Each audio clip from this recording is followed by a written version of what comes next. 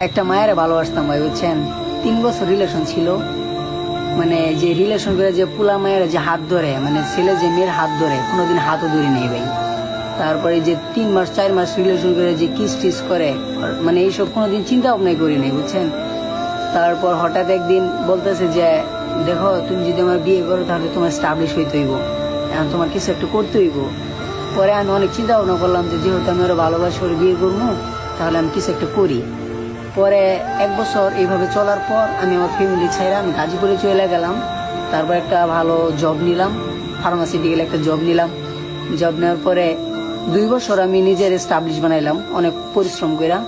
তারপর তার সাথে কোনো কন্ট্যাক্ট নেই, হঠাৎ করে মানে উদাও, কোনো ফোন নাম্বার নাই, ফেসবুক থেকে আবার খুঁজে পাই না, ব্লক করা।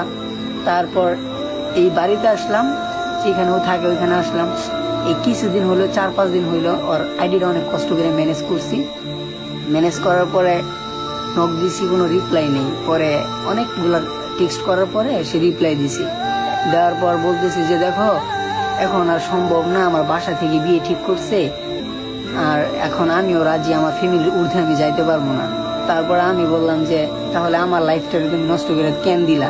আমি কি দোষ করছিলাম? তুমি যা বলছো আমি তাই করছি, আমার লাইফটা নষ্ট করার তো কোনো মানে ছিল না। আমি তোমার জন্য আমার ফ্যামিলি ছেড়ে দিছি, পরিবার ছেড়ে দিছি, আমি নিজেকে স্টাবলিশ করছি শুধু তোমার জন্য, তোমাকে বিয়ে করবো, তোমার ভালোবাসি, আর তুমি এখন এই কথা বলতেছো। মানে সে বলে যে এখন আর কিছু করার নাই, আমার বাসা থেকে ফ্যামিলি পাত্র দেখছে, আমারও পছন্দ হয়েছে, মানে তারও পছন্দ হয়েছে।